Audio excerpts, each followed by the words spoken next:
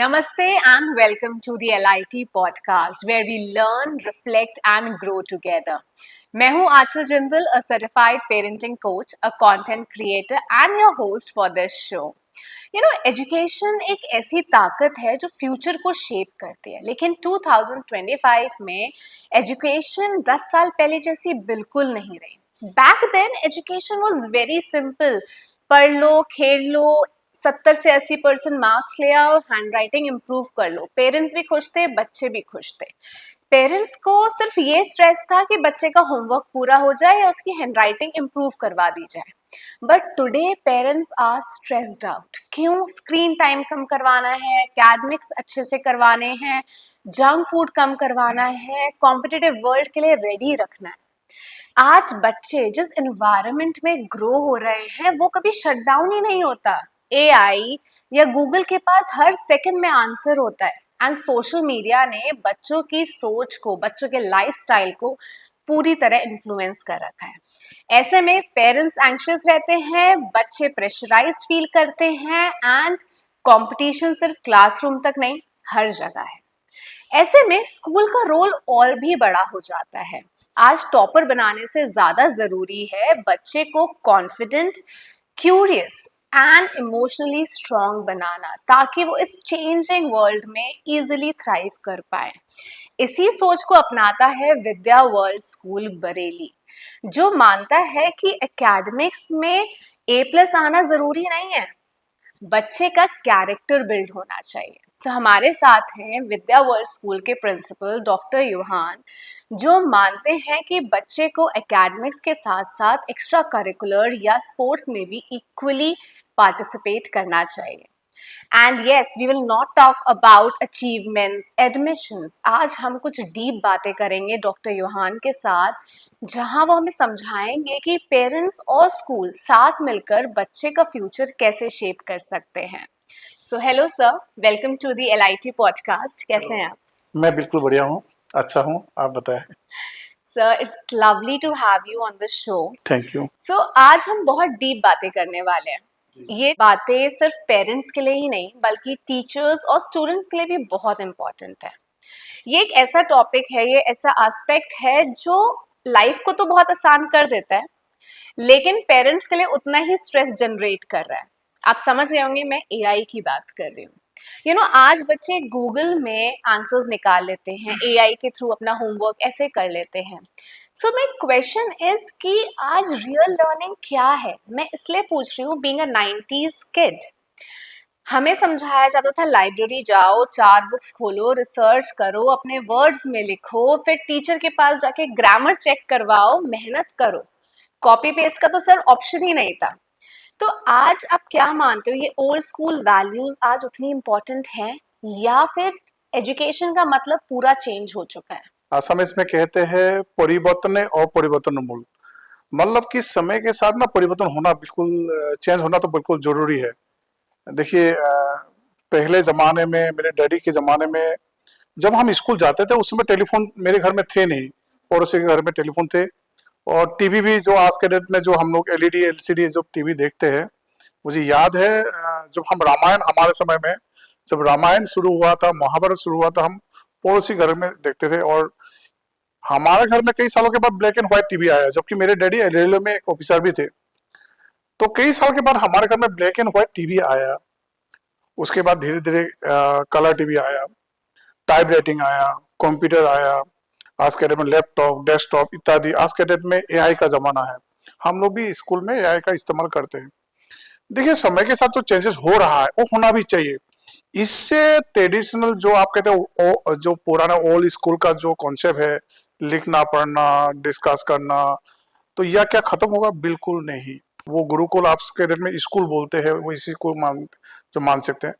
लेकिन AI बहुत ही helpful है और हमें AI को इस्तेमाल करना चाहिए, और हम खुद AI को इस्तेमाल करते हैं, डेली बेसिस में करते हैं. लेकिन स्कूलों में जो लिखना होता है वो AI नहीं लिखते हैं, जो एग्जाम देना होता है वो AI नहीं देते हैं. भले वो AI से बनाया बनाया चीज मिलते जरूर है, नोट्स हो, कोई आंसर जरूर हो, लेकिन बच्चे को जो लिखना होता है खुद को करना पड़ता है, एनालाइज करना खुद को करना पड़ता है. इसके मतलब क्या होता है कि टेक्नोलॉजी हमें सपोर्टिव तो है बिल्कुल, और होना भी चाहिए। बिना टेक्नोलॉजी तो हो ही नहीं पाएगा। आगे जमाने में थोड़ी कि वो होते थे कि बैलगाड़ी, एक गांव से दूसरे गाड़ी बैलगाड़ी, आज के डेट में हवाई जहाज है, गाड़ी आपके पास कहीं भी पहुंच सकते हैं। तो टेक्नोलॉजी आने के कारण हमारे बहुत हेल्पफुल हुआ है, और एआई का आने के कारण और कामों में आसान हुआ। लेकिन जो ट्रेडिशनल कुछ चीज है, जैसे लिखना और बच्चों को खुद पढ़ना, और पढ़ के खुद अपने बच्चे जो भी आंसर लिखेंगे वो अपने विवेक और बुद्धि के द्वारा लिखेंगे। तो उसमें एआई भले नोट जनरेट करके देंगे आसान तरीके से, मैं नहीं मानता हूँ कि वो ओल्ड स्कूल का जो कॉन्सेप्ट है वो बदलेंगे। थोड़ा चेंजेस आएंगे, लेकिन इसमें कोई खास कोई दिक्कत नहीं होगा मेरे हिसाब से। सो सर, लेकिन पेरेंट्स का एक बहुत बड़ा स्ट्रगल क्या है कि जब से ये एजुकेशन ऑनलाइन आ गई है, बच्चों ने उसे मिसयूज करना शुरू कर दिया। यानी कि पेरेंट्स बच्चों को हर वक्त मॉनिटर तो नहीं कर सकते। तो ऐसे में पेरेंट्स को या स्कूल को बच्चों को ये समझाना बहुत ज़रूरी है कि use AI as a tool, जैसे आपने बताया कि use AI as a learning tool and not use it for their homework. तो ऐसे में how will you explain students या पेरेंट्स कि बच्चों को किस तरीके से समझाया जाए? देखिए, पहला बात है, बहुत लोग मेरे से एग्री करेंगे नहीं। बहुत पेरेंट्स कहते हैं कि बच्चे को मोबाइल देना ही गलत बात है। देखिए, मैं नहीं कहता हूँ कि छोटे बच्चे जो बेबी या प्री नर्सरी, नर्सरी, केजी में पढ़ते हैं, फर्स्ट सेकंड, ऐसे क्लासेस पे नहीं। जब बच्चे थोड़ा समझदार है हो जाएगा, उनको मोबाइल को इस्तेमाल करने के लिए देना चाहिए। देखिए, उन्हें सिखाना चाहिए कौन से साइट, कौन से कैसे क्या आपको यूज करना है, वो सिखाना चाहिए। देखिए, पहले हमारे समय में मोबाइल कब मिला? मैं जो कॉलेज में पढ़ाई करता था, मोबाइल में हमारे प्रोफेसर लोग उसमें लंबे लंबे नोकिया के मोबाइल लेके, और आउट गोइंग इनकमिंग का भी वो चार्जेस लेते थे, और ये हमें हमें इस्तेमाल करना आता ही नहीं था। आज समय परिवर्तन हो गया और बच्चे को मोबाइल हाथ में मिल रहा है। मैं नहीं कहता हूँ कि पैदा होने से बच्चे को मोबाइल दे दो, नहीं नहीं, और 24 आवर्स दे दो, 6 घंटे दो, खाने में दो, नहीं नहीं। टेक्नोलॉजी को बच्चे को जैसे ही थोड़ा स्कूल में आते हैं, समझदार होते हैं, हम कंप्यूटर सिखाते हैं। घर में मान लीजिए डेस्कटॉप होंगे, लैपटॉप होंगे, मम्मी डैडी को वो भी देना जरूरी है, मोबाइल को भी देना जरूरी है। मम्मी डैडी को ये बात समझ में आना चाहिए कि मोबाइल देने से बच्चे खराब नहीं होते हैं, आप ज्यादा देंगे तब खराब होंगे। और देखिए, आप बोलोगे नहीं नहीं ये तो गलत बात है, तो मोबाइल देना ही नहीं चाहिए। देखिए, हर चीजों का एक लिमिट होता है। अब मान लीजिए कि सुबह आप ब्रेकफास्ट ज्यादा खा लेंगे, 6-7 रोटियां, लंच में भी अभी 10-12 रोटी खाएंगे, खाने खाते खाते तो आपके शरीर की मतलब कि आप वो शरीर क्या होगा आपको तो जानकारी है ही। कोई भी चीज अगर लिमिट से ज्यादा होते हैं वो गलत होते हैं। तो टेक्नोलॉजी, मोबाइल जो मम्मी डैडी जो बच्चे को जो देते हैं, बच्चे को थोड़ा समझाना चाहिए, कम समय के लिए जो देना चाहिए, 6, 7, 8, 9, 10, 11, 12 बच्चे को। अगर वो बच्चे को आज के डेट में टेक्नोलॉजी को यूज करने देंगे नहीं, तो आपने कहा ना, हम 90s के किड है, कि जो हम हमारे समय में तो मिलते नहीं थे, तो वो बच्चे को भी वो पीछे ही चले जाएंगे। समय के साथ सब कुछ सीखना जरूरी है। जिस तरह से कहते हैं लोग कि समय में, सीजन में फल खाना चाहिए, सीजन में सब्जी खाना चाहिए, तो ये समय है टेक्नोलॉजी। बिना टेक्नोलॉजी हम हेल्पलेस है, लेकिन टेक्नोलॉजी को हमें हेल्पर के, असिस्टेंट के हिसाब से हमें लेना है, ना कि मतलब टेक्नोलॉजी को ही सब कुछ समझना चाहिए। बट जब आप बात कर रहे थे ना अभी बाउंड्री सेट करने की कि पेरेंट्स को एक लिमिट में देना चाहिए, एज अ पेरेंटिंग कोच मैं बहुत सारे पेरेंट्स से बात करती हूँ, एंड स्पेशली जो टीनेज बच्चों के पेरेंट्स होते हैं जिनके पास फोन है, दे हैव गिवन अप। वो बोलते हैं कि मैम हम बच्चे को गाइड कैसे करें, बच्चा तो बात ही नहीं सुनता है। उसको गाइड करने जाओ तो बच्चा कहता है कि मम्मा आप रहने तो आप नहीं समझ पाओगे, या फिर रिबेल करता है, आर्ग्यू करता है, फाइट बैक करता है। ऐसे में पेरेंट्स का बच्चों को गाइड करना बहुत मुश्किल हो जाता है, या टीचर्स का गाइड करना बहुत मुश्किल हो जाता है। So what advice do you have for such parents कि वो अपने बच्चों को किस तरीके से गाइड करें? देखिए, हमारे कॉन्सेप्ट कई बार गलत होते हैं। जैसे बच्चे छोटे होते हैं, वो टेबल में, कुर्सी में बैठा के बोलते हैं कि पढ़ो पढ़ो पढ़ो, बुक खोल देते, पढ़ो पढ़ो पढ़ो। देखिए, समझने वाला बात यह है कि बच्चे को तो पहले तो बैठाना सिखाना चाहिए, कि बच्चे कुर्सी में कैसे बैठते हैं, पेन पकड़ना, पढ़ना। और हमारे पेरेंट्स में ज्यादातर कमियां क्या होते हैं कि ज्यादातर पेरेंट्स में मैंने देखा कि बच्चे को एक कमरे में दे देते हैं, और बच्चे को बोलते, शाम होते बच्चे को बोलते पढ़ाई करो, और मम्मी उधर किचन में बिजी होते हैं, पापा थके हारे बिजनेस या जॉब से आके दूसरे कमरे में होते हैं। कोई भी स्टूडेंट, बच्चे अकेले पढ़ना पसंद नहीं करते। दूसरा बात है कि देखिए, बच्चे सुनते क्यों नहीं है, ये बहुत बड़ा आपने क्वेश्चन कहा कि पेरेंट्स कहते हैं, मेरे पास भी आते हैं पेरेंट्स कहते हैं मेरे पास बात सुनते नहीं है। असल में ना, हम पेरेंट्स नो, हम अपने पेरेंट्स सोचते हैं कि हम पेरेंट्स हैं, बच्चे हमारा बातें सुनेंगे। लेकिन क्या होता है कि बच्चे के साथ जब आप फेलोशिप करेंगे, when you going to have a fellowship with the child, आप उनके साथ खेलिए, आप उनके साथ समय दीजिए, उनके बात सुनिए, और आप जब कहेंगे तो भी सुनेंगे। ये लेन देन है। ऐसा नहीं है कि you are going to just order, आप ऑर्डर करेंगे बच्चे का, आपको इधर से लाओ उधर लाओ, दे आर नॉट रोबोटिक। जैसे अमेरिकन स्कूलों में क्या होता है, वहां पनिशमेंट बैन है, हमारे स्कूल में भी सीबीएसई बैन है। अमेरिकन स्कूलों में, ज्यादातर स्कूल में, और पेरेंटिंग क्या करते हैं, उनकी बात सुनते नहीं है। तो पेरेंटिंग कैसे, पेरेंट्स क्या करते हैं उसमें, पेरेंट्स का नॉन कॉपरेशन, मतलब कि मान लीजिए कि एक पेरेंट्स ने एक बच्चे को कोई काम दिया कि बेटा ये काम करनी है, छोटे बच्चे को, और बच्चे ने किया नहीं, तो उनको आधा घंटा 1 घंटे के लिए हम आपसे बातें नहीं करेंगे, आपको खेलने के लिए मौका नहीं मिलेगा, आप खेलने के लिए नहीं जाएंगे, आपका हॉबी है ना गिटार क्लास, आपको गिटार क्लास आज नहीं जाएंगे। तो ये नॉन कॉपरेशन, मतलब कि उसको वो साथ नहीं देते। तो बच्चे को वो समझ में आ जाता है कि अगर मैं मम्मी डैडी की बात नहीं सुनूंगी या सुनूंगा, then my parents are not going to listen to me also, and they are going to stop me for my hobby classes, और they are not going to talk to me. तो आपके बच्चे के साथ दोस्ती भी होना है, थोड़ा डिस्टेंस भी रखना है, हमेशा पेरेंट होके आप अपना ही बात नहीं सुनाना है, उनके बात सुनना होता है।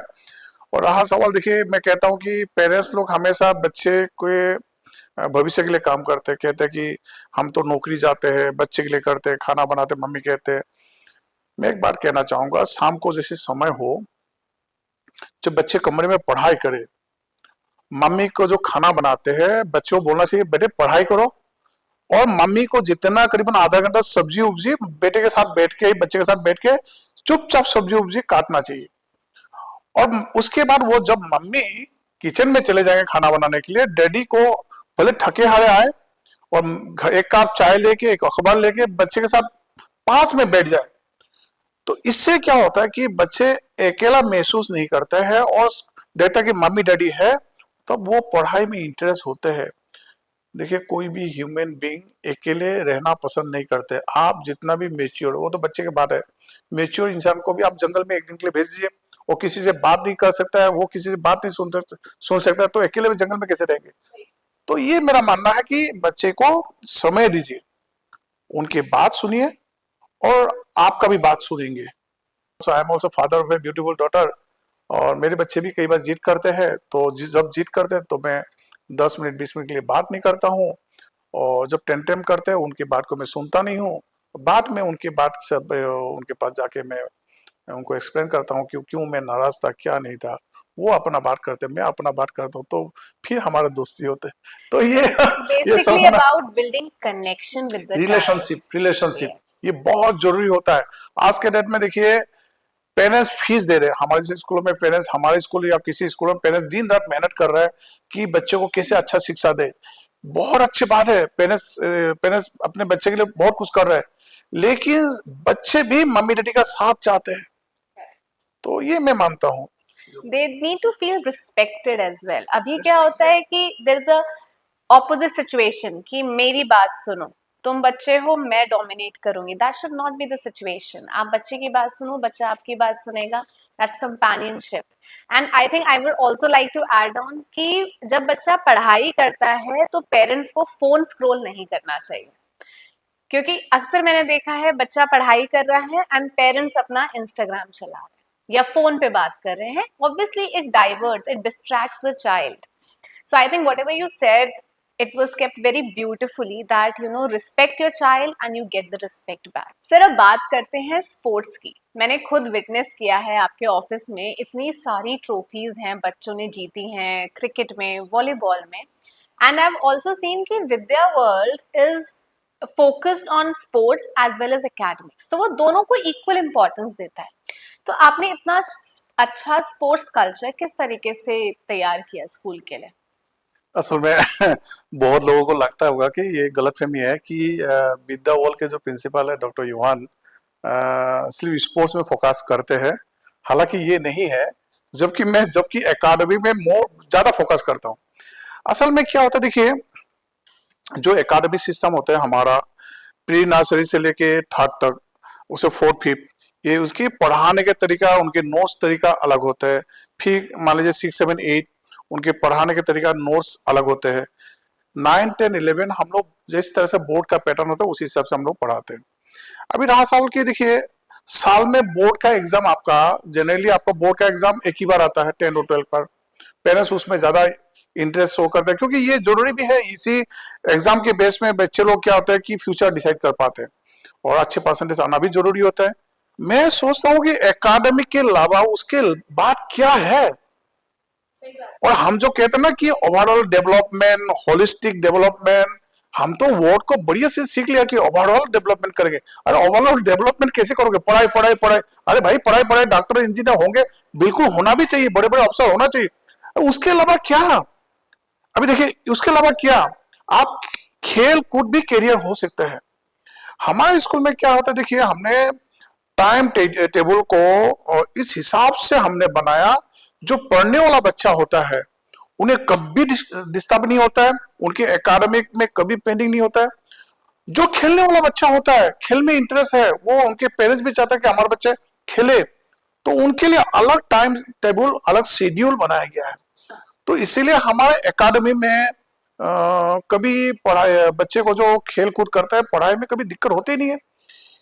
If you are going to prepare genuine and bona fide and practical time table बच्चे के लिए, अगर आप अच्छे टाइम टेबल बनाएंगे, खेल कब होना है और एक्टिविटी कब होना है, हॉबी क्लासेस कब होना है, कौन से खेल में कितना पीरियड देना होना चाहिए, तो ये अगर करेंगे, उसके बाद साल भर में पढ़ाई कैसे होना चाहिए, ये अगर सिस्टमेटिक आप करेंगे और अलग अलग असाइन करेंगे, तो आपको कभी दिक्कत होंगे नहीं। मेरे पढ़ाई करने वाला बच्चे का पेरेंट्स कभी नहीं आते स्कूल में कि स्कूल में तो पढ़ाई होते नहीं। हमारा हाफेली करीबन 10 दिन पहले रिवीजन कॉपी चेक पूरा होना चाहिए। एनुअल से पहले 15 दिन पहले करीबन कॉपी चेक रिवीजन होना चाहिए। तो हमारा आज तक ऐसा नहीं हुआ कि सिलेबस पेंडिंग होते हैं, ऐसा कभी होते नहीं है। स्पोर्ट्स में देखिए, मैं खुद एक स्पोर्ट्समैन हूँ। मुझे याद है, मैं आई लव फुटबॉल। जनरली जब मैं दिल्ली यूनिवर्सिटी में पढ़ाई करता था, मैंने कई बार भाईसुम भूटिया के साथ भी, जो इंडिया के जो फॉर्मर फुटबॉल कैप्टन थे, उनके साथ मैंने फ्रेंडली मैच कई खेला। 7 कोचेस को अलग अलग, क्रिकेट का कोच अलग, वॉलीबॉल का कोच अलग, फुटबॉल का कोच अलग। तो हमारा जो कोचेस है वो बच्चे को अलग तरीके से ट्रेनिंग कराते हैं और सिस्टमेटिक ट्रेनिंग करा, ऐसा नहीं होता। मान लीजिए क्रिकेट की बात करता हूँ, क्रिकेट में हमारे स्कूल बरेली में क्रिकेट के नाम के हमारे स्कूल, आप कह सकते हैं कि आज बहुत ही बेहतर SRMS इंटर कॉलेज स्कूल का पिछले 6 सालों में टूर्नामेंट हुआ है। 6 सालों में हमारा स्कूल 1 साल रनर अप और 5 साल कंटिन्यूअसली हमारा स्कूल चैंपियन है। इसका देखिए, पहला बात है मैनेजमेंट भी बहुत सपोर्ट करते हैं। क्रिकेट ही नहीं, हमारे फुटबॉल का भी चैंपियन रह चुके हैं। वॉलीबॉल का हमारा हाल ही में ये क्लास तक गया था तो रनर अप हुआ वॉलीबॉल में। पिछले साल हमारा करीबन 5 से चैंपियन ट्रॉफी लाया और इस साल भी चैंपियन ट्रॉफी लाया। तो खेल कूदों में जो खेलने वाला बच्चे हैं उनको अलग तरीका का सिलेबस, पेंडिंग अगर होते हैं भी, उनको हम तैयारी कराते हैं। रहा सवाल पढ़ाई के बारे में, हमारे जो एक 2 तरीका का लिस्ट बनते हैं जनरली। एक होता है जो हमें एक्सपेक्ट करता हूँ कि ये बच्चे हमारे स्कूल में टॉप करेंगे क्लास 10 और 12 के लिए। दूसरा, हमें लगता है कि थोड़ा कुछ बच्चे जो किसी सब्जेक्ट को स्ट्रगल कर रहा है, साइंस, फिजिक्स, केमिस्ट्री, मैथ्स और अकाउंट्स, एनी सब्जेक्ट जो स्ट्रगल कर रहा है, उनके लिए हम अलग से एक लिस्ट तैयार करते हैं कि कौन से सब्जेक्ट में तैयार स्ट्रगल कर रहा है। और जो आपका ये क्या कहते हैं, थोड़ा टॉपर हम एक्सपेक्ट करते हैं कि 98, 97, 98 लाएंगे, ऐसे बच्चे को हम इनके बॉडी ग्रुप बनाते हैं। 5 बच्चे होंगे मान लीजिए 12th क्लास का, और एक टीचर को असाइन किया जाता है कि आप इन बच्चों को मॉनिटर करो, गाइड करो, मोटिवेट करो, जो भी कोई कमियां है उनको पूरा करो। हर हमारा जो पीजीटी टीचर्स है, 5-5 बच्चे को, 10 और 12 क्लास के बच्चे को बॉडी ग्रुप बनाया गया है। और वो बॉडी ग्रुप को हम नॉर्मल दूसरा बच्चे से थोड़ा एक्स्ट्रा हम उनको मेहनत कराते हैं और नोट्स देते हैं और सोल पेपर सैंपल पेपर हम लोग कराते हैं। इसी कारण हमारा पिछले 5-6 सालों से हर साल 10 और 12 क्लास का रिजल्ट अच्छा हो रहा है और स्पोर्ट्स में भी उसी तरह से हर साल बेहतर हो रहा है। So when you said holistic development, so obviously discipline, resilience, hard work, जो वैल्यूज एक बच्चे में होनी चाहिए वो स्पोर्ट्स ऑटोमेटिकली उन्हें सिखाता है। बट कभी ऐसा हुआ है कि कोई पेरेंट आपके पास आया और बोला सर अगर बच्चा इतना खेलकूद करेगा तो पढ़ेगा कैसे? बिकॉज ये एक ओल्ड माइंडसेट चलता आ रहा है पेरेंट्स के। So, ऐसी कोई फनी स्टोरी आपके पास है जहाँ पेरेंट्स आपके पास आए हो कि सर ये तो बहुत खेलता है, पढ़ेगा कैसे? बिल्कुल सही कह रहे। पिछले बार ही हमारा एक बच्चे है जो हमने क्रिकेट का टीम में ले लिया था। वो असल में बच्चे 11 क्लास में 12 क्लास में थे। वो क्रिकेट में क्या हुआ, क्रिकेट में वो बच्चे अच्छा खेलते थे, तो पेरेंट्स से हमने बात किया कि बच्चे को हम क्रिकेट टीम में लेंगे। तो पेरेंट्स ने एग्री कर दिया इनिशियली। तो हमने उनको स्पेशल, जो हमारा क्रिकेट टीम जो जनरली जो क्रिकेट टीम जो जाते हैं, हम उनको स्पेशली ट्रेन करते हैं। जो 15 बच्चे जाते हैं, खुद मैं ग्राउंड में जाता हूँ, कोच होते हैं कि कौन कैसे बॉलिंग कर रहा है, किसको पहले ओपनिंग कराएंगे, कैसे आपको बॉल को कैसे खेलना है, हम ट्रेन कराते हैं। वो बच्चे जो कोच ने कहा सर वो बच्चे है क्लास 12 में है, लेकिन वो बादी ग्रुप का स्टूडेंट है, लेकिन खेलते अच्छे। तो हमने कहा कि प्रैक्टिस करो। पेरेंट्स से बात किया। पेरेंट्स थोड़ा परेशान भी थे कि प्रिंसिपल ने कहा और ना नहीं कर सकते या जो भी है। वो बच्चे ने खेलना शुरू किया। आप मानेंगे नहीं, वो बच्चा मेरे बच्चे अभी बॉम्बे आईआईटी में पढ़ रहा है, इसी साल, पिछले साल का बात है, बॉम्बे आईआईटी में। तो उनका रैंक आया हुआ है, अभी मेरे ऑफिस का रिसेप्शन एरिया में उनके फोटो लगा हुआ है। तो वो क्रिकेट खेलने वाला बच्चे भी है। तो ऐसा नहीं है कि खेल कूद करेंगे तो पढ़ाई नहीं हो पाएंगे, ऐसा नहीं होता है। लेकिन पेरेंट्स का हमारे असल में क्या होता है कि पेरेंट्स का गलती है नहीं। क्या होता है कि हम सोचते हैं कि बच्चों को कुछ पढ़ा लिखा के एक अच्छा इंसान करे, और खेल कूदों में हमारे देश में थोड़ा अभी कोई करियर, इतना खास करियर नहीं बना है जिस तरह विदेशों में जो करियर बना हुआ है। तो डाउट होना पेरेंट्स के लिए वो लाजमी तो है ही है। लेकिन हम भी कोई बच्चा खेलना चाहते तो ठीक है, नहीं खेलना चाहते तो कोई बात नहीं, हम पढ़ाई में करेंगे। लेकिन हम किसी पेरेंट्स को फोर्स नहीं करते कि आपके बच्चों को खेल में रखो। इस हिसाब से हम लोग। आई डू बिलीव कि सर हर बच्चे की अपनी एक अलग स्ट्रेंथ है। किसी बच्चे की स्ट्रेंथ आर्ट है, किसी बच्चे की स्ट्रेंथ एकेडमिक्स है, किसी बच्चे की स्ट्रेंथ स्पोर्ट्स है।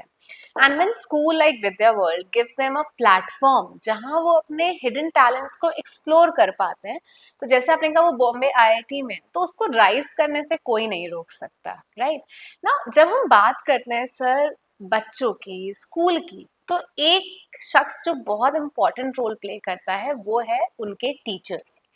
Teachers can either make the child or break the child. For example, अगर एक बच्चा है क्लास में शांत बैठा है, मे बी उसने को किसी ने बुली किया है या उसको किसी ने गेम में इंक्लूड नहीं किया है, उसकी लड़ाई हो गई, टीचर ने उससे पूछा ही नहीं कि बच्चा क्या हुआ, तो बच्चा पूरा दिन सैड रहा, अनसीन, अनलव्ड फील किया। वहीं अगर टीचर प्यार से जाके उसके शोल्डर पे टैप करके उससे पूछ ले बच्चा आर यू ओके, दैट बच्चा instantly lifts up, he feel seen, he feel loved. On the other hand, अगर कोई बच्चा कमजोर है पढ़ाई में और टीचर उसे कॉन्स्टेंटली क्रिटिसाइज कर दे या कंपेयर कर दे, तो उस बच्चे का कॉन्फिडेंस तो शैटर होना ही है। तो ऐसे में हाउ डू यू इंश्योर कि every child in your school emotionally secure and they feel supported? देखिए, फर्स्ट ऑफ ऑल हमारे जो टीचर्स होते हैं, हम लोग ट्रेनिंग कराते हैं। ट्रेनिंग मैं खुद भी कराता हूँ क्योंकि मैं सीबीएसई का खुद रिसोर्स पर्सन भी हूँ। तो मैं ट्रेनिंग कराने के बाद भी दूसरे हम लोग प्रोफेशनल ट्रेनर भी लाते हैं। दूसरा मोटिवेशन होते हैं, जो मोटिवेशन क्लासेस होते हैं टीचर्स के लिए। और उसके अलावा भी हमारे स्कूल में कई सारा गाइडलाइन है, रूल्स एंड रेगुलेशन है। तो हम पेरेंट्स टीचर्स को हम पहले बात करते हैं कि इन आवर स्कूल कोई भी टीचर्स किसी भी बच्चे को हार्श वर्ड्स यूज नहीं करेंगे, तू तरह का वाला बात नहीं करेंगे। तो दूसरा एक पनिशमेंट तो हमारे स्कूल में बिल्कुल ही बैन तो है ही, वो सीबीएसई भी कह के रखा है और बैन होना भी चाहिए। मुझे विश्वास नहीं है कि डंडा लेके ही सब कुछ होता है। तो ये तो बिल्कुल बैन है, बिल्कुल सही बात है। लेकिन क्या होता है कि कोई बच्चा का मान लीजिए इमोशनली डाउन है, तो हम मीटिंग में सिखाते, टीचर्स को ट्रेनिंग में सिखाते, when you going to enter in the classroom, identify, आप क्लास में बच्चे को देखोगे और जब पढ़ाओगे तो आपको सबसे इंटरेक्ट करना है। ऐसा नहीं कि just you go and deliver the lecture और आप पढ़ा के मतलब कि आ जाओ, नहीं। आप क्लास में जाते ही आप एक से इंटरेक्शन करेंगे, पढ़ाते पढ़ाते उनसे इंटरेक्शन करेंगे।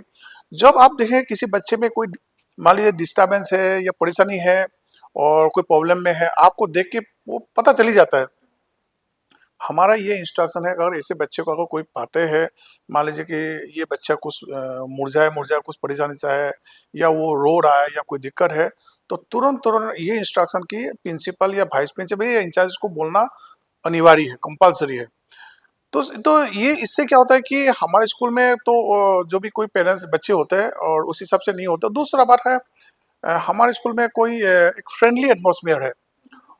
टीचर्स को हम कभी नहीं कहते कि हार्ड जो उनको डांट के पढ़ाओ और चिल्ला के पढ़ाओ। हम मानते हैं कि बच्चों को प्यार से 12th क्लास जब आते हैं वो बच्चे मेरे फ्रेंड बन जाते हैं, दोस्त बन जाते हैं। जब मैं 12th क्लास को एक उस हिसाब से दोस्ती के हिसाब से, बड़े भाई के हिसाब से, मामी डैडी के हिसाब से जब मैं उनसे बात करता हूँ, उनसे शेयर करता हूँ, उनसे फेलोशिप करता हूँ, तो क्या होता है कि वो स्कूल को अपनाते हैं, वो हमारे सिस्टम को अपनाते हैं। और जब बड़े बड़े बच्चे, बड़े बड़े जो 12th क्लास के बच्चे एक डिसिप्लिन में रहते हैं, वही डिसिप्लिन को वही संभालते हैं। हमारे स्कूल में सबसे खास बात क्या होता है, टीचर्स का जो बर्थडे होता है हम लोग रिसेस के टाइम में हम लोग सेलिब्रेट करते हैं। और बाकी सारा 12th क्लास के बच्चे लोग मेंटेन करते हैं, ना लड़ाई ना झगड़ा। क्योंकि when you give responsibilities and with the respect, with the honour, और आप किसी को सम्मान देंगे, वो सम्मान के बदले आपको सम्मान देगा। मैंने सुना नहीं कि किसी टीचर्स ने पूछा, बच्चे ने पूछा कि इसका मतलब मुझे समझ में नहीं आया, मुझे समझ में नहीं आया, एक बार रिपीट कर दीजिए सर प्लीज। और ऐसा कोई टीचर है नहीं कि रिपीट नहीं करें, खुद पढ़ लो। हमने वो टीचर्स का भी मैं मीटिंग लेते रहता हूँ, हम बात कर। देखिए सबसे बड़ा बड़ा बात क्या है पता है आपको, मेरे स्कूल में मैं मानता हूँ मम्मी डैडी जो है, पेरेंट्स जो है, मेहनत करके फीस देते हैं हमारे स्कूल में। और वो फीस जो देते हैं बच्चे का पढ़ाई, खेलकूद, एक्टिविटी, ओवरऑल डेवलपमेंट, सुरक्षा, सेफ्टी, ये बिल्कुल होना चाहिए। अगर नहीं होता है तो मैं मानता हूँ कि उस स्कूल का प्रिंसिपल बनने का लायक नहीं हूँ। तो मेरा सोच है। लेकिन मेरे टीचर्स ऑलवेज कि फ्रेंडली बिहेवियर मेंटेन रखते हैं। और मैं बच्चे से इंक्वायरी भी करता हूँ, ऐसा नहीं कि मैं टीचर्स क्या कर रहे हैं, और राउंड पे तो रहता ही हूँ।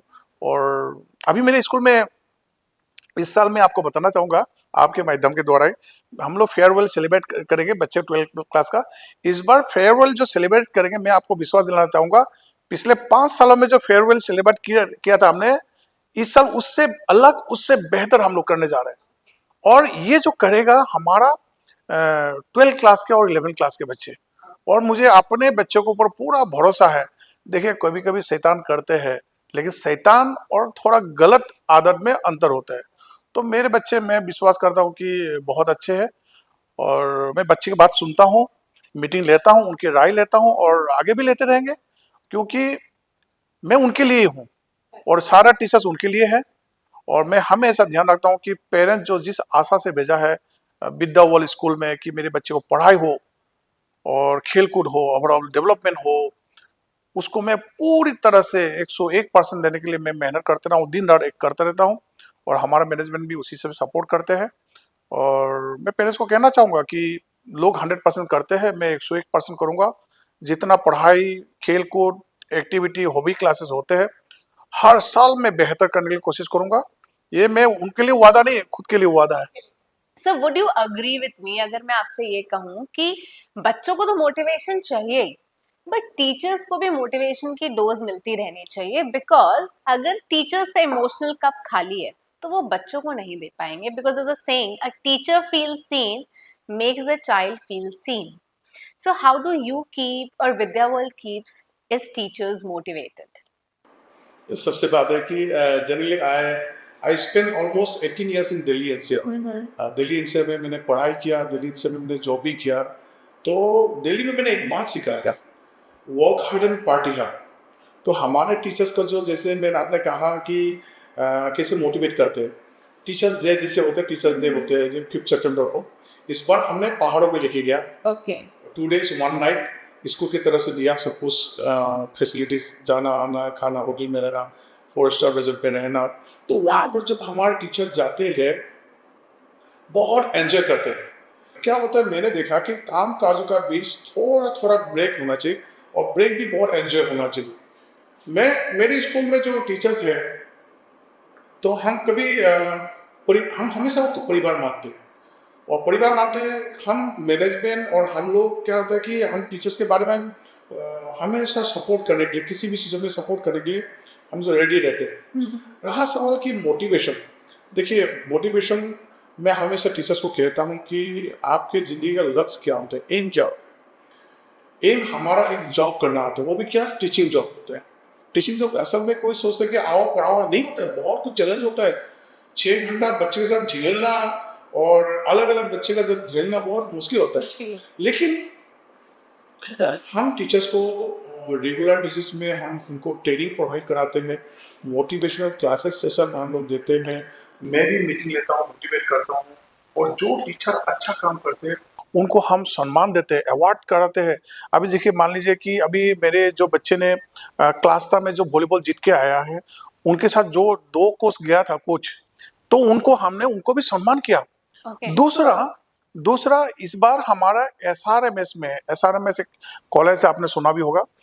एसआरएमएस में वहां पर साइंस प्रोजेक्ट का कंपटीशन हुआ था।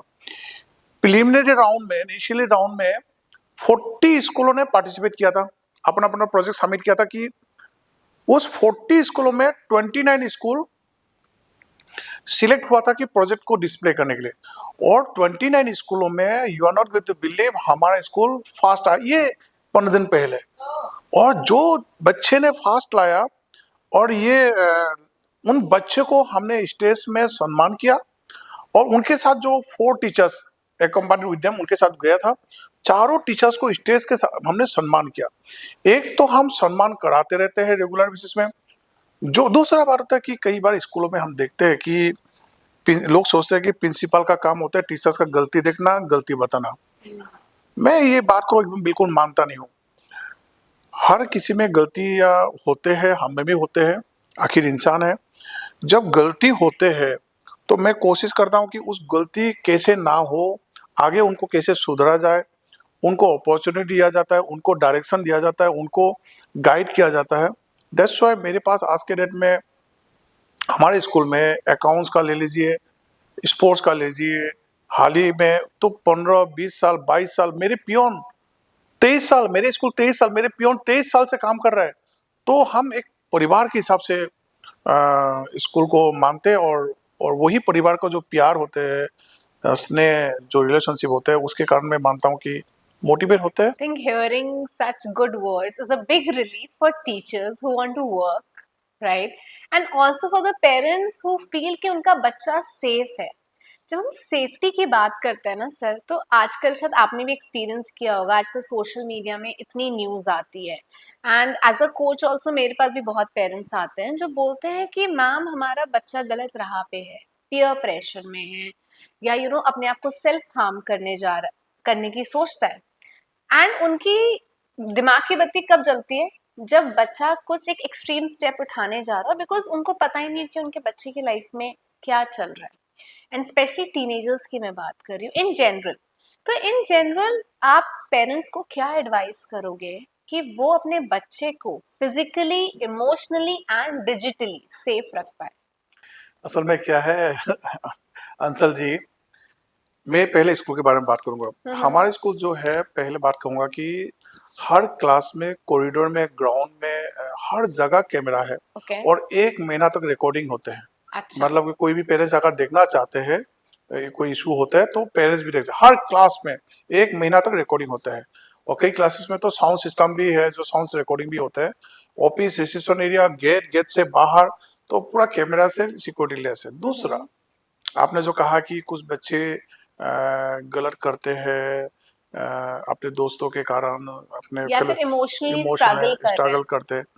असल में क्या होता है पता है आपको, मैंने पहले ही बताया कि ह्यूमन बीइंग जो कैन नॉट सर्वाइव अलोन। और देखिए, हर किसी को कोई ना कोई साथ चाहिए। आप अकेले ज्यादा समय नहीं रह पाएंगे।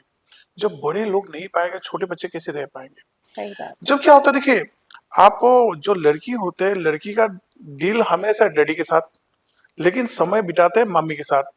मम्मी को दोस्त होना बहुत जरूरी होता है। असल में क्या होता है, देखिए, मम्मी को अगर कह दिया आज के डेट में, मम्मी मम्मी मैंने ये काम कर दिया, मम्मी मम्मी वो काम कर दिया, मम्मी पहले क्या कर दिया, ये कैसे कर दिया तुमने, ऐसा कैसे कर दिया, तो मम्मी पूरा हाइपर होते हैं, मैं डैडी को बताऊंगी। उसके बाद वो लड़की जो गर्ल जो होगा मम्मी को कभी बताएंगे नहीं। बताएगी नहीं। और वो किसको बताएंगे, अपने सेम एज के फ्रेंड को। वो जो बताएंगे मेरे साथ ये हो रहा है, मेरे ये प्रॉब्लम, मैंने तो ये गलती कर दिया, क्या बताओ क्या करें। वो सलाह जो देंगे, वो जो उनके क्लासमेट जो सलाह देंगे, दोस्त जो सलाह देंगे, एडवाइस देंगे, वो एडवाइस किस लेवल का होंगे, वो खुद ही सब इमेच्योर है इमेच्योर अभी। है। तो इसीलिए मैं कहता हूँ कि मम्मी डैडी तो हमेशा रहेगा, लेकिन दोस्त होना बहुत जरूरी, होना उनके साथ टाइम स्पेंड करना बहुत जरूरी होता है। मैं देखिए, मैं आसाम से हूँ। मेरे पापा भले रेलवे में जॉब करते थे, लेकिन कई बार हमारे रेलवे क्वार्टर में मैं देखता था कि लाइट जो होते थे, लाइट चला गया तो चला गया, उसमें कोई हमारे इन्वर्टर का कोई नहीं है, कोई बैकअप का सिस्टम नहीं है, बस लैंटर्न और ये मोमबत्ती। अच्छा। स्टिल आई बिलीव, मेरी mummy she was a teacher in the school, और मेरी मम्मी क्या करते थे, शाम होते ही लाइट चले जाने के बाद जब हम भाई बहन पढ़ते थे, वो मेरी मम्मी आके पास में आके सब्जी काटना, बैठना। उसके बाद जब मम्मी खाना बनाने के लिए सब जाते थे, किचन पास ही थे, डैडी आके बैठना, बातें करना। तो इससे हमारा जो अभी भी मेरी मम्मी है, इससे हमारा क्या होता है, मम्मी के साथ बहुत बहुत रिश्ता। स्ट्रांग रहता and just I am sharing, एक बार क्या हुआ, मेरे रिजल्ट एक सब्जेक्ट में थोड़ा खराब हो गया, और मुझे डर लग गया, और डर इतना बुरी तरह से डर कि मैंने जाके मम्मी को शेयर किया कि मम्मी मेरे इस सब्जेक्ट में ऐसे से मेरा ये हो गया। तो मम्मी ने सुना, कोई बात नहीं, मम्मी ने कहा कि कोई बात नहीं बेटे, आप फिर से तैयार करो। एंड उस सब्जेक्ट में मैंने आपका ये गोल्ड मेडलिस्ट हूँ। तो कारण क्या है, उस समय मेरे मम्मी अगर डंडा लेके पिटाई कर देता तो है। आप और डर जाते हैं, बिल्कुल नहीं पढ़ते। कभी शेयर ही नहीं करता। तो ये जो बच्चे जो गलतियां जो करते हैं, क्यों करते हैं, जब बच्चे गलतियां करते हैं, मान लीजिए पहले कोई गलतियां करते भी है, मम्मी को या डैडी को सुना भी देंगे। अभी देखिए, मैं ही लड़की का डैडी हूँ, कल मेरी लड़की ना कुछ आके बोलेगा, डैडी मुझे तो ये बात है, और मैं कहूंगा अरे हमारे खानदानों में नहीं होता है, इज्जत खराब कर दिया, इज्जत का सोचा नहीं, तुमने ये क्या कर दिया। उसके बाद जिंदगी भर वो शेयर नहीं करेगा, क्योंकि मैं मेरे लड़की के लिए मुझे दोस्त होना चाहिए। मैं फादर तो रहूंगा, मम्मी तो रहूंगा, लेकिन दोस्त भी होना जरूरी है। जब दोस्त होंगे तो शेयर करेंगे फ्रीली, जब शेयर करेंगे तो आप उनको अच्छे बुरे सलाह को समझा आप पाओ। एडवाइस दे पाएंगे। तो ये बहुत जरूरी होता I है। think you have put it so beautifully, sir. I wouldn't agree more to you. There's a saying I always tell my clients ki lend your ears to your child before somebody else lend their ears to your child. इससे पहले बच्चा किसी और से सलाह मशवरा करे, वो आपके पास आ जाए तो उनकी बात प्यार से सुन लो, उन्हें क्रिटिसाइज किए बिना। I think that's a beautiful way. So you know sir, the world बहुत तेजी से बदल रहा है। अभी हमने बात की एआई के बारे में, एंड टेक्नोलॉजी ड्रिवन वर्ल्ड है जो इम्पोर्टेंट भी है। बट अगर आपको एजुकेशन सिस्टम रीडिजाइन करने के लिए दिया जाए आज के 10 साल बाद वाला, तो एक ऐसी चीज बताइए जो आप ओल्ड स्कूल की रिटेन करना चाहोगे, और एक ऐसी चीज जो आप बिल्कुल नहीं चाहोगे करना। देखिए, ऑल स्कूल का अगर कॉन्सेप्ट बोले, देखिए पहला बात है कि लिखना और पढ़ना वो तो हमेशा रहेगा। ऐसा भले ही टैबलेट लैपटॉप आ गया, एआई का जमाना आ गया। और दूसरा बात होता है जो हम हॉबी क्लासेस में रखते हैं, मान लीजिए डिबेट कंपटीशन, स्टम्पल स्पीच, तो ये सब हमारा ऐसे राइटिंग कंपटीशन, ये सब बिल्कुल होना बिल्कुल चाहिए, और होंगे जरूर। रहा सवाल कि कौन सी चीज आप नहीं नहीं रखेंगे, चाहोगे। नहीं चाहने वाला कोई ऐसा कोई, हाँ देखिए, नहीं चाहने वाला तो कोई खास ऐसा कुछ है नहीं, लेकिन मैं कभी भी नहीं चाहूंगा कि टेक्नोलॉजी अगर आ गया, टेक्नोलॉजी को पूरी तरह से हम इस्तेमाल करेंगे, लेकिन उसके ऊपर डिपेंड नहीं करेंगे। मतलब we are going to take the help of the technology, but never ever going to accept कि टेक्नोलॉजी सब कुछ है। तो ये लिखना, पढ़ना, एनालाइज करना, ग्रुप डिस्कशन करना, डिबेट करना, ये स्कूल में बिल्कुल होना चाहिए। क्योंकि अगर नहीं होंगे, देखिए अगर आप बच्चे को सोचने का क्षमता नहीं रखेंगे, बुद्धि विवेक नहीं रखेंगे, अच्छे बुरे डिसीजन लेने में वो सब चीज नहीं रखेंगे, तो बच्चे आगे जाके क्या करेगा। तो उन्हें डिसीजन लेने के लिए सिखाना चाहिए, और ग्रुप डिस्कशन होंगे तो इससे क्या होता है कि वो सोच पाएंगे, कोलैबोरेशन होना चाहिए। मान लीजिए ह्यूमैनिटीज के बच्चे, साइंस के बच्चे मिलके एक प्रोजेक्ट तैयार करते। इस बार जो हमारा प्रोजेक्ट जो तैयार किया है, बॉक्स बनाना था, बहुत कुछ बनाना था, तो ह्यूमैनिटीज के बच्चे भी थे, कॉमर्स के बच्चे भी थे, साइंस के बच्चे भी थे, सबने मिलकर बनाया। तो कोलैबोरेशन होना चाहिए। कोलैबोरेशन के बारे में जब सीखेगा बच्चे तो समाज में जब जाएंगे तो अलग अलग लोगों के साथ मिलके वो काम करने के लिए क्षमता रखेंगे, नहीं तो इंडिविजुअल कोई भी काम नहीं कर पाएंगे। So I think it's a beautiful outlook towards education where children should learn how to use technology but not get dependent on them. And again, here comes the role of teachers and parents to explain them that do not get dependent on the technology. Now, I think before we wrap up, let's make this heavy conversation little light. मैं आपसे कुछ questions पूछूंगी और आपका जो first thought आता है आपके दिमाग में, you will answer us. So it's a rapid fire round. So the first question is one word that describes Vidya World School. I think holistic and overall development for the child. Your favorite corner or spot in the school campus. कई तरह है, जैसे cricket and badminton और classroom observe करना। Okay. One old school habit you love. Writing. One theory about today's generation you secretly admire. They are very informative, बहुत कुछ उनको जानकारी है। Right. They are very smart these Smart, days. हाँ। A teacher quality you value most. जो honest और ईमानदार और मेहनती हो, मैं उनको बहुत इज्जत देता हूँ। हालांकि हम हर कोई इज्जत के लायक है। Okay. One advice for parents. सब कुछ करिए, बच्चे का समय दीजिए, बच्चे के साथ समय दीजिए, Spend time with parents. Okay. If you were not a principal, you would have been a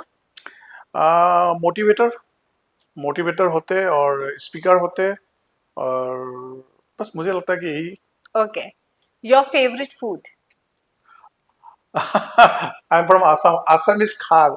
actually Okay. Assam में एक सब्जी होते हैं जो in lieu of mustard oil, Okay. Mustard oil नहीं होते, वो खार देते हैं। खार आसामीज पीपल लोग। खार मतलब? ये in lieu of mustard oil, any oil, आप सब्जी को जब नमक दो, मिर्ची दो और उसमें और कुछ मत दो, उसमें खार डाल दो। Okay. तो जो असमीज का जो खार सब्जी होता है, असल में मेरी मम्मी बनाते हैं, सभी असमीज लोग बनाते हैं बहुत लोग। तो माय फेवरेट सब्जी तो असमीज खार सब्जी। यहाँ मिलता है सर? मैं बनाता हूँ। अच्छा, बनाते हैं। ओके। चाय और कॉफी? बोथ। बोथ। एक वैल्यू जो आप हर ग्रेजुएट स्टूडेंट को देना चाहेंगे? देखिए, मेहनत, सबसे जो मेहनत, व्हाट आई बिलीव, आपके इंटेलिजेंट, स्मार्टनेस, वो एक तरफ वो होना भी चाहिए, ऐसा नहीं, लेकिन आपके मेहनत को कोई चैलेंज नहीं कर सकते। Okay, I think I just loved your answers. They were truly honest, and it's a perfect way to wrap up this conversation. And every parent, every teacher, every child, जिसने भी ये conversation सुना है, I want to say something that everything is about spending time with each other. Everything is about to share the goal. अगर आप चाहते हो कि आपका बच्चा rise करे, shine करे, तो teachers and parents को एकजुट होकर बच्चे की हेल्प करनी चाहिए, बच्चे को सपोर्ट करना चाहिए, बच्चे को बिना क्रिटिसाइज किए, बिना जज किए उन्हें सही राह दिखानी चाहिए। So see you next time. Till then, keep growing, keep learning and keep watching us.